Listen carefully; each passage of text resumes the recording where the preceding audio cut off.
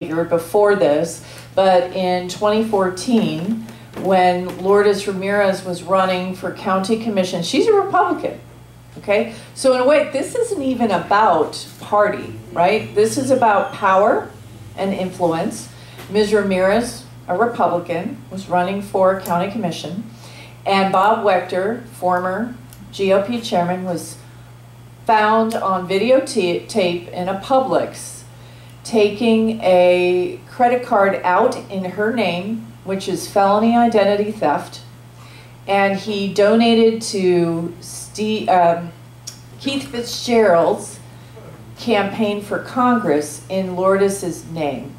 Why? And then Lourdes got a thank you note from Keith Fitzgerald, who's a Democrat, a prominent Democrat in the county. And hey, thanks for donating to my congressional campaign. And Lourdes, like, why did I get this? So she called up Keith. What's going on? I didn't donate to your campaign. Oh yeah, you did. Here's the credit card number. So, you know, gave it to the cops, and then they found, you know, where was that credit card taken out? Oh, it's at this Publix at this time. Let's look at the videotape. It is the former Republican Party chairman in Sarasota County taking out a debit card in her name so that he can portray her as a Republican in name only, because God knows the worst thing you could do is donate to a Democrat, right?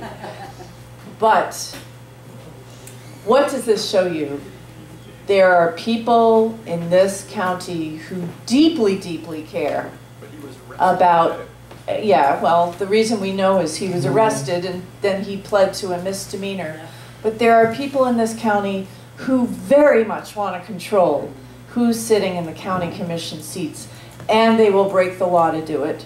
At least Mr. Wechter did. So bringing it back around to your question, Steve, it was Bob Wechter, the newspaper, through their sleuthing with an email address that had been used before, and I think now they've even identified some folks who kind of want to be under the radar through IP addresses on their own blogs. But anyway, they were able to verify with certainty that Bob Wechter created the map that was used and adopted, basically was the basis for this redistricting. And he fessed up too.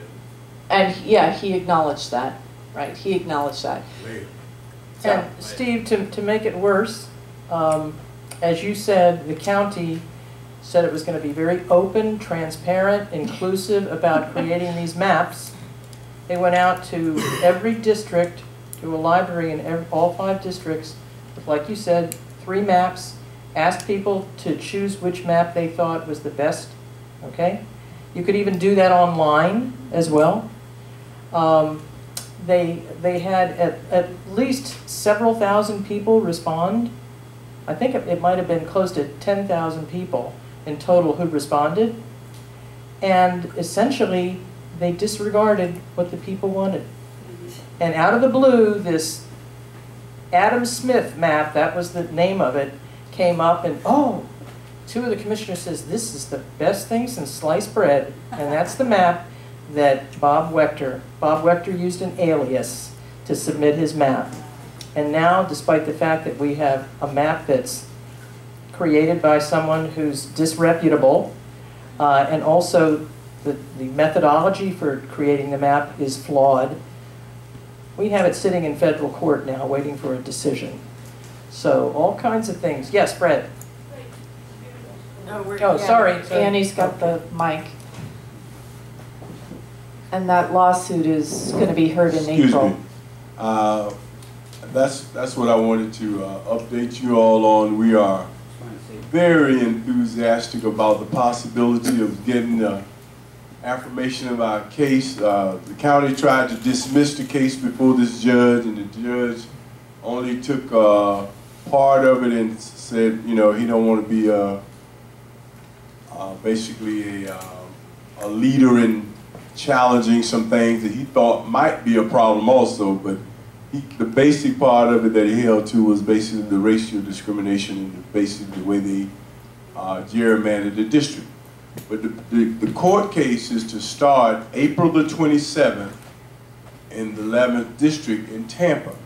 And so anybody that can come over to Tampa Monday morning at 9 o'clock for that case opening date, we certainly appreciate it from Sarasota.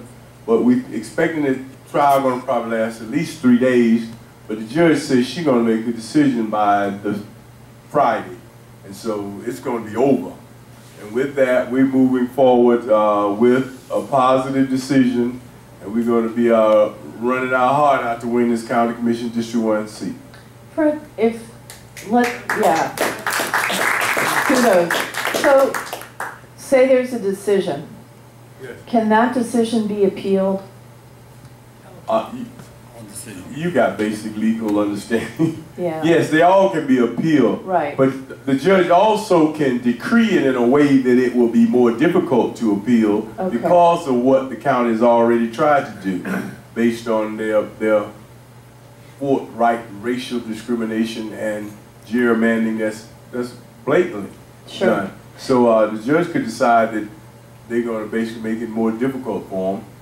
How does this impact you as a candidate? Because you filed to run under the old district, and now you're gerrymandered out. You know, yes. You're okay. So how do all those dynamics affect you? I mean, right now you can't. Right run. now, I'm a candidate without a district. Right. But I'm also taking up petitions because the supervisor of elections says that if and when the decision of the judge is made, I will be unduly handicapped if I will not be able to start doing what I'm doing now.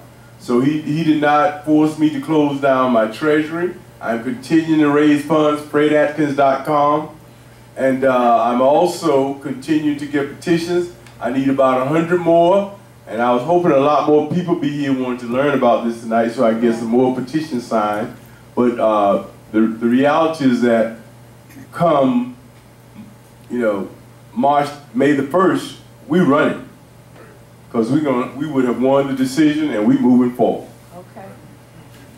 So for clarification, Ken, I live in I don't live in District 1, 3, or 5. Can I sign these petitions? Yes. Yes. Okay. Yes. County residents.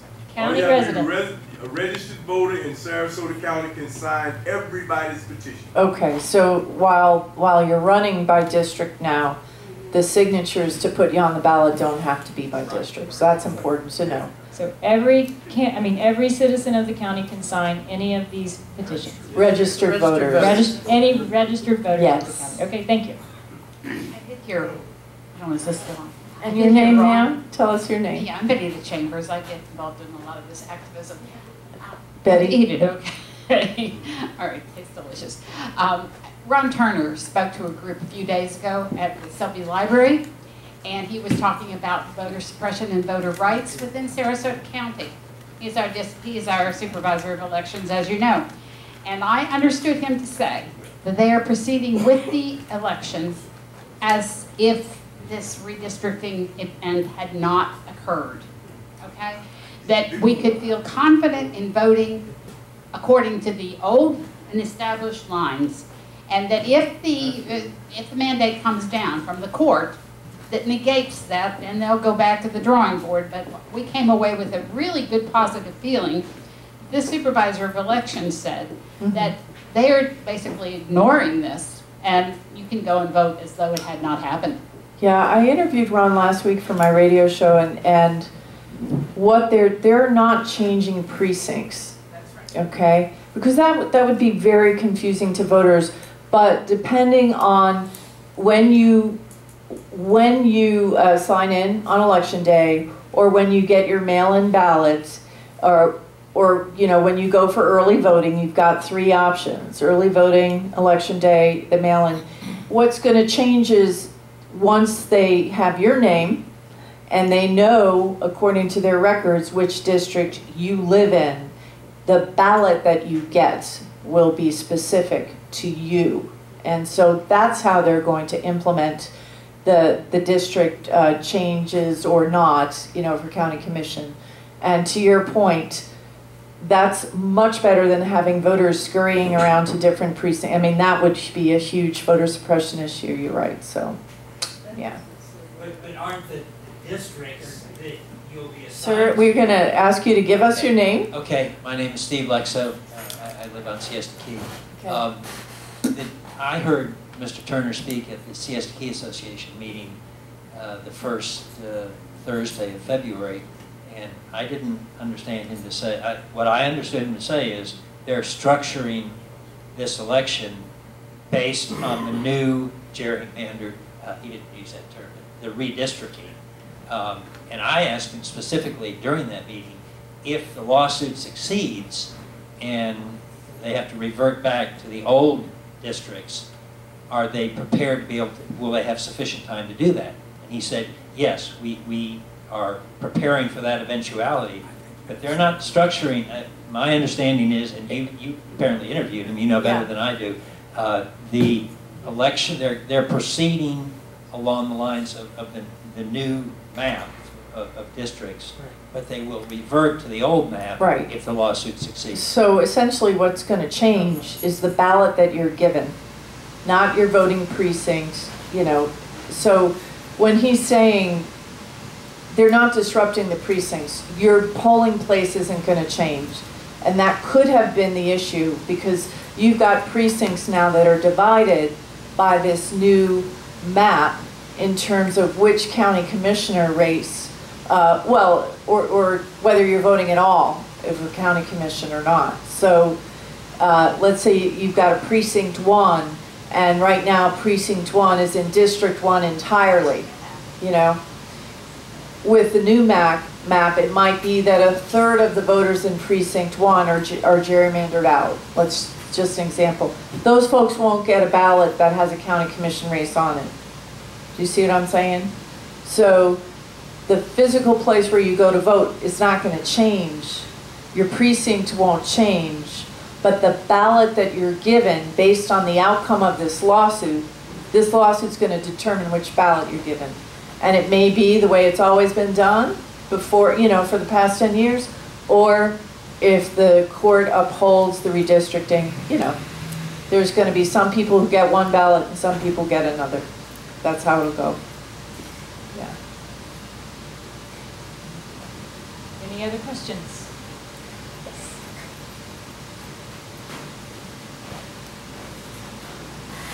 Hi, I'm B. Stadler, and this is a stupid question. Ma'am, can you speak up and tell us your name?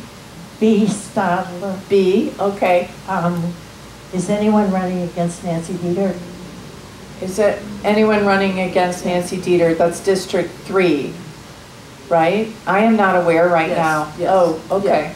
Yeah. It's my understanding she has at least one competitor in the GOP primary, the former mayor of Venice, John Pollock, and I believe there is one other person. And there is a Democrat who has filed for District 3. His name is Corey Hutchinson. I thought he was running for Charter Review Board. No. Okay. I apologize. Yeah. Okay. See, the more participation, it's great. Because there's a talk that I give where I list this 50, I talk about 50 years of Republican rule, but then go back when the Supervisor of Elections website goes back to about 2004 and shows all the people who've run, and many of the races were unopposed, and I think Democrats ran it was a minority of races, and about the same number of NPAs, but this is a big positive change, a la Tip O'Neill, to see, wow, we have people running now against an incumbent. That didn't used to happen at all. So we got Tom Matrullo. What's your question? Well, the mention of the Charter Review Board made me wonder if it is understood now that the people who are running for election on the Charter Review Board will also be subjected to the new districts. And yes. Are there candidates out there set to run against the incumbents who are all pretty much, not all maybe, but most of them are pretty much along the same lines as the county commission, a curated selection of our citizens. Yeah. So can I respond with a story? I was sitting in a group of very plugged-in, engaged people. There was a women's group, and they were talking about wanting to see more people running at the local level, and and these are really plugged-in people, okay? And I was saying, well, what about the Charter Review Board? And somebody in the group was like, ah, that doesn't matter. Oh. Yeah. And I said, and this was before he did what he did, stealing someone's identity. I was like, Bob Wechter thinks it matters. Because Bob Wechter fosters, recruits, and helps candidates succeed in the Charter Review Board. So who do we have on the Charter Review Board? Right now, Jim Gabbard, who was the fellow who wants to build the industrial waste transfer facility and the public land. Isn't he the chairman now, the Charter Review Board? He's certainly been elected and he's been on there. So while the citizens of Sarasota County now have this bar of 10% or 30,000 signatures to meet, one of the things that the citizens of this county can do is look to the Charter Review Board to get true representation instead of people who, frankly, I haven't been all that impressed that they listen or that they're interested in putting forth amendments that empower the public. Actually, Bob's plan, and he's succeeded quite well with the Charter Review Board, was to have a board that would put forth no amendments, period. And that, if you look at it, is what has happened. Mainly to keep citizens who used to come to the Charter Review Board to propose amendments, and the Charter Review Board set up committees to study and was very serious about it. And some of those amendments might advance to an election. Yeah. They caught on and said, this isn't working for us. So our goal is to keep, or the Charter Review Board, Bob Wechter's goal is to keep any amendments that might come from the public also stopped. In committee forever, maybe? Well, just they don't even take them up. Okay. They simply, it's hopeless. So when the person who said, oh, they don't matter, in a way she's right, as structured, because there is no hope to go to the Charter Review Board and get an amendment on the ballot unless you're a developer who wants something that's going to benefit the developer. Yeah, one other thing is Sarasota County is the only home rule county that has an elected Charter Review Board. Every other county Charter Review Board in Florida is appointed. And that is not a recipe, again, for empowering citizens. And there have been moves and discussion on their part to revert to an appointed Charter Review Board. So you need to watch that. That comes up every year or so. Yeah. Hi, my name is Linda Klassen. I just wanted to mention that there is somebody running in District 3 for Charter Review Board, and his name is Wilson Pava, P-A-V-A. Okay. So please vote for him.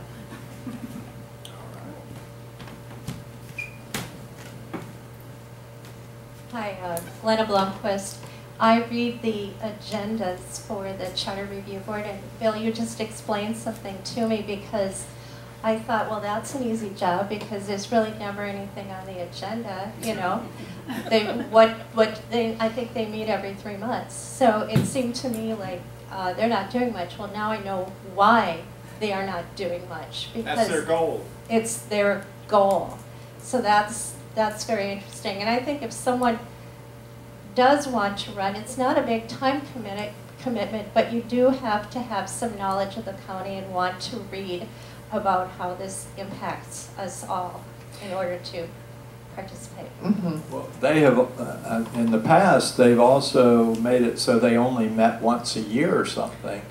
when Cathy Layton was on it and people like that, they I were think it was they were in 6 months. essence trying not to meet, and there have also been moves to do away with it Yeah, that's true. completely. That's true too. You know, I don't know how many of you may remember Cathy Bolam. Yeah. And Cathy Bolam lived in South County. She passed away a few years ago, but when it came to the Charter Review Board, Cathy Bolam was really our citizen watchdog.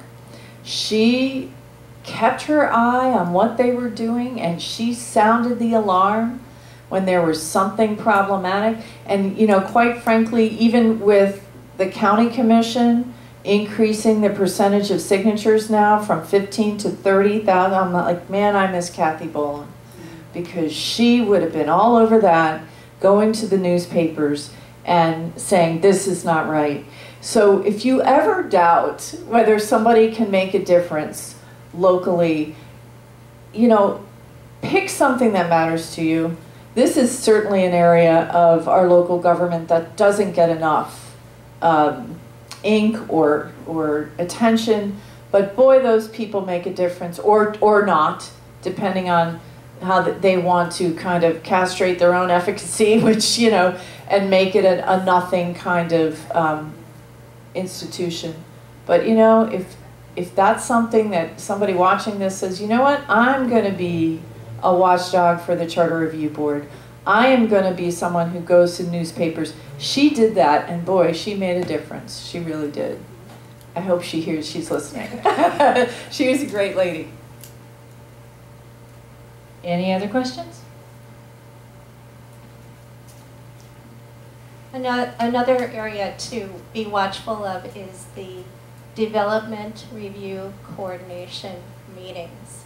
And that is really it's where the developers have something in mind and they need help with their next step.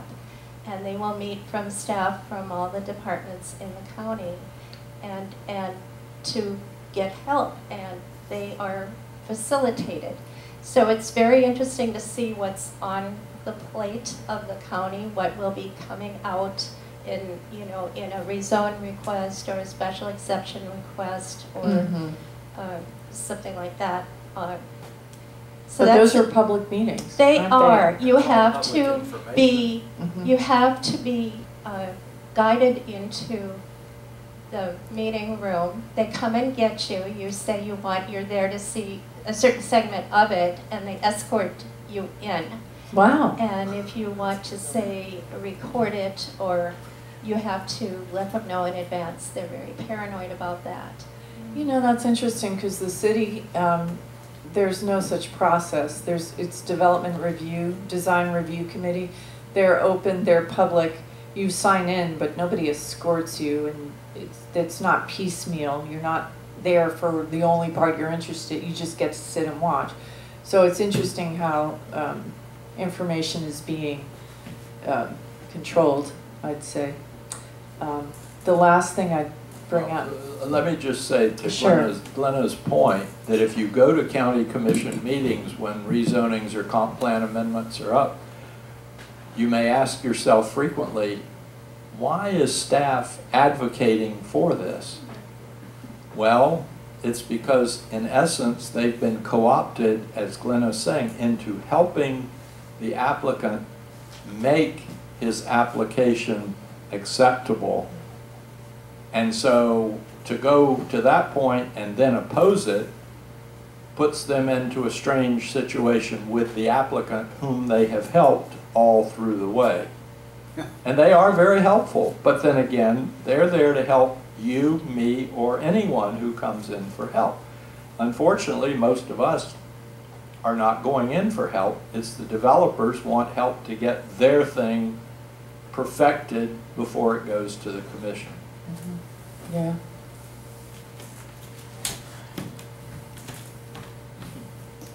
That's the story.